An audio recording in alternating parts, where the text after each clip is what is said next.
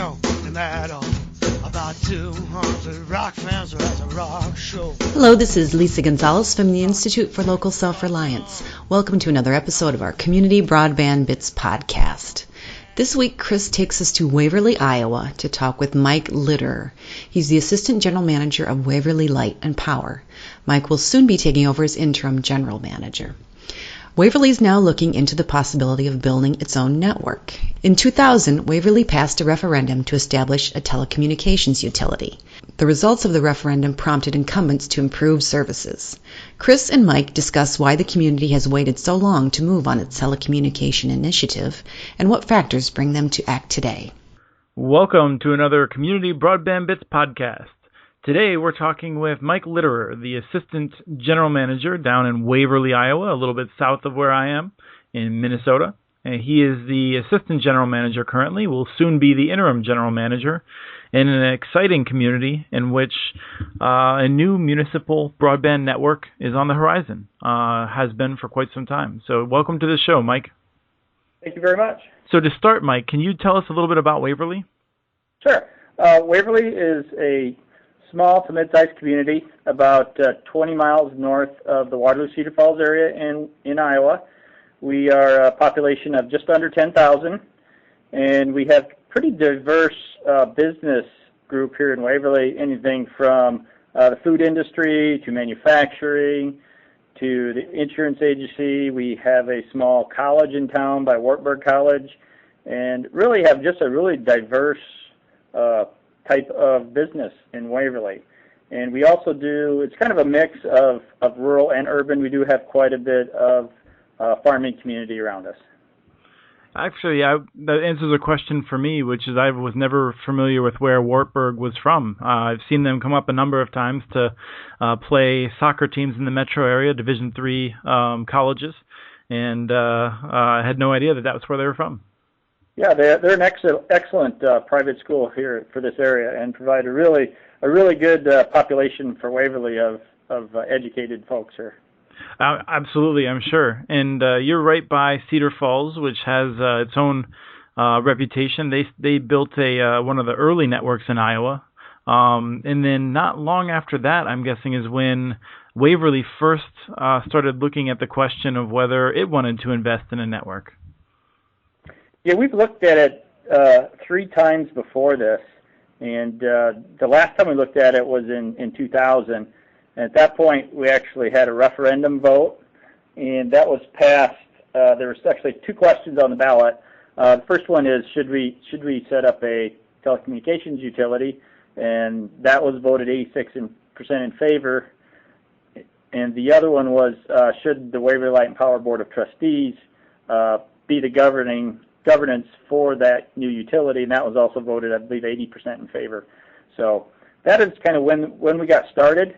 And right after that, there were 2 other providers in town for telephone and internet and cable TV. And once we were approved, they upgraded all of their lines and equipment in town. And really that accomplished what we set out to do, what was to improve broadband telecommunications in Waverly. So we think we were successful at that point. And at that point we decided, because they had made some major investments in Waverly, that it wasn't as needed at that point in time. So we did not move forward with setting up the utility. And I think there's been a big wave of this. It's not at all uncommon for this to happen in Iowa. I think Iowa has a pretty good model law in terms of it does require municipalities to gain the permission of the population via a referendum before you can build a network. But once the town has voted in a simple majority, then there is no further real barriers or interference in the right of a municipality to build a network. Is that your read on it as well, as someone who's down there thinking about it? That is correct. The only other thing we had to have done was an ordinance had to be passed by the city council establishing the utility, which that was completed and published last week. So okay. We are officially a communications utility, and we will have our first Municipal Communications Utility Board meeting on July 2nd. And we will be establishing that board will take the first steps in getting the utility moving. Okay, so in 2000 you gained the permission, but at that same time the existing companies decided to offer the services that you felt the community needed.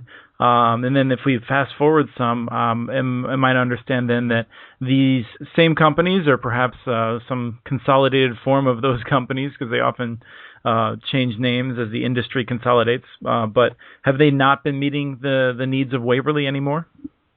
Yeah, since 2000, they really haven't made any improvements in the system, and anybody that has been involved somewhat in broadband and in the IT world knows that the world has changed immensely since 2000, and the needs of the people and the businesses have increased substantially, and they're just not.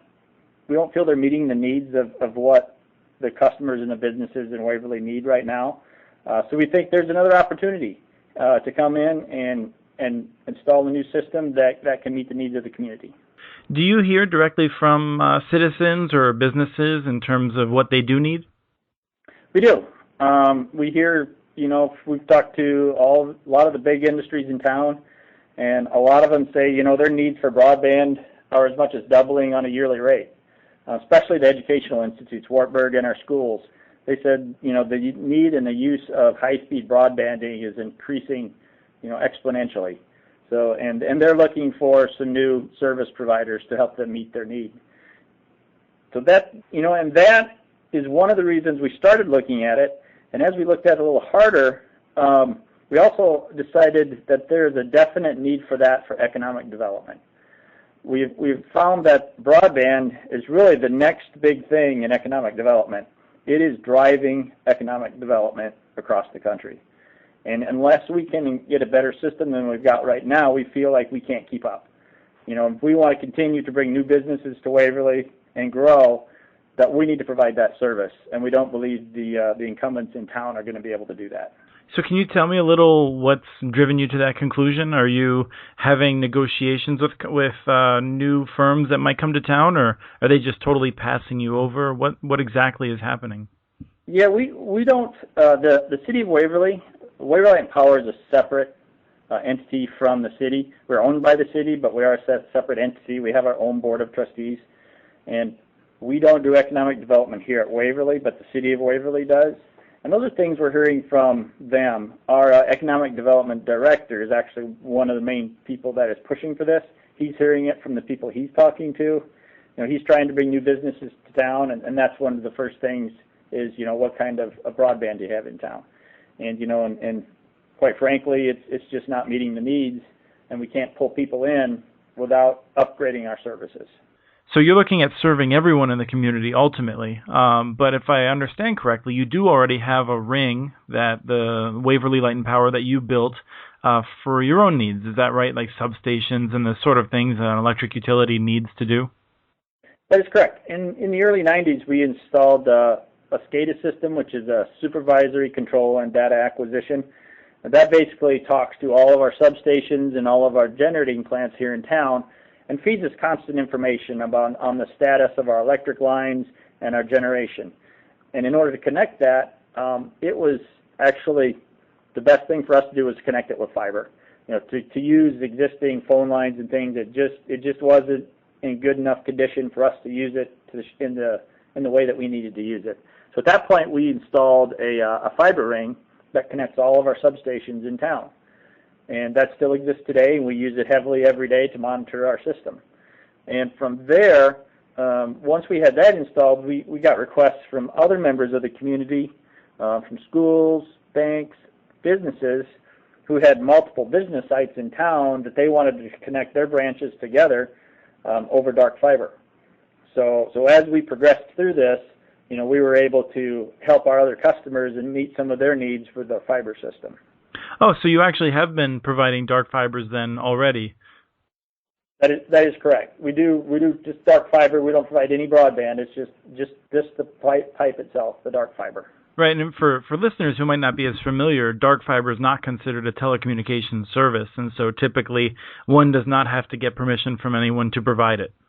So you've already been serving the schools and the libraries and some dark fiber for the businesses.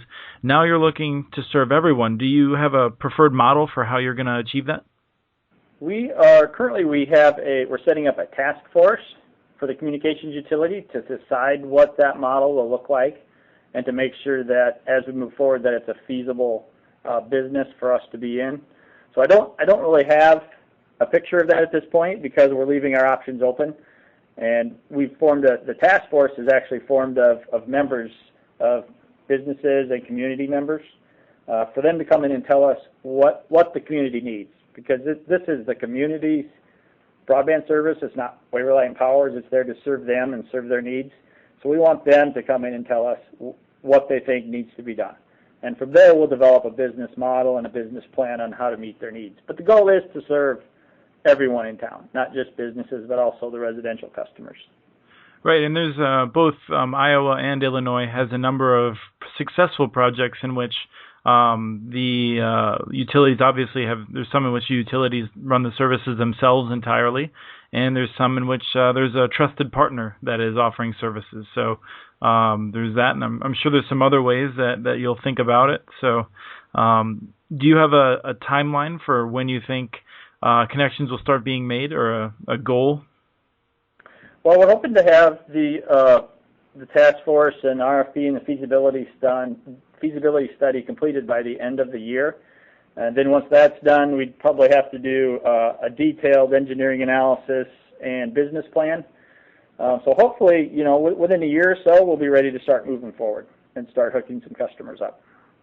Great. I'm hoping that you still have people that want to be on the internet then. The way it's going, we'll have twice as many as we do today. Yeah, I have no doubt. I just look at my consumption now, and it's incredible. I just spent a few days away from an internet connection in rural Minnesota, and it was hard for some of the things I wanted to accomplish. Just not possible. Yeah, and everything's just going to more and more broadband usage, whether it's IPTV, or Netflix or Hulu or anything. Those are becoming some pretty big users, and they use a lot of broadband. If you want to stream something like that to an HD TV, it takes a lot of service and broadband to make that work.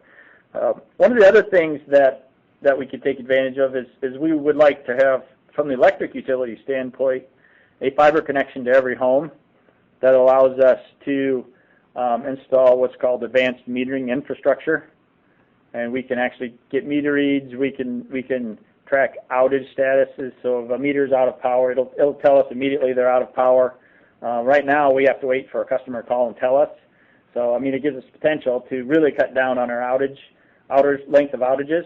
If somebody's at work and they're out of power, a lot of times we don't hear about it until they get home. Right. Well, we could have it back up and running in 30 minutes to an hour if we know about it before they even come home. So we can read meters without having to physically walk around and read them. So there's a lot of advantages to that too. So we feel that's another reason for us to be looking at installing fiber to the premise. Right. We actually just spoke with Clarksville, Tennessee, and that's one of their major benefits, as well as those remote applications, being able to be more effective as a utility. And we've also, in the past, spent a lot of time documenting Chattanooga's model and the ways in which they've benefited, and they've been very clear in the aftermath of horrible storms. You can be so much more efficient because you're not wasting time trying to figure out where the outages are. You have a much better sense through the computers of where the faults are and how to fix them. Well, that's exactly right. We'll eventually we'll have a map, that says, hey, this, and we'll get a note that says this customer's out of power. Maybe they send us. The system will send us a text, or it'll light up on our computer with an alarm that says, "Hey, this customer's out of power. You need to go check it out." Just it really increases our response time and allows us to serve our customers better. Great. Well, we're looking forward to seeing what model you move forward with and seeing how the project turns out. But you're certainly in good company. Iowa has more of these than I think any other state at this point. Yeah, we have some really great models to follow too. The average take rate for municipal utilities with telecommunications is 60 to 80% in Iowa. And every community that has done it has been successful. So we have some really good models to follow. So we'll rely heavily on those communities to help us along the way and to tell us, these are things you should be doing, or these are things you probably shouldn't be doing, to help us make sure we're successful. Well, thanks for coming on and telling us about the project, and we'll look forward to hearing more about it as you move forward. All right, thanks, Christopher. You can get more details about the project by following the Waverly tag on muninetworks.org. We wrote about the community and will continue to follow their progress. Please send us your questions and comments. Email us at podcast@muninetworks.org. Our handle on Twitter is @CommunityNets. This show was released on July 2nd, 2013. Thank you again to the group Eat It Joe's for their self-titled song licensed using Creative Commons. Thanks for listening. Eat at Joe's.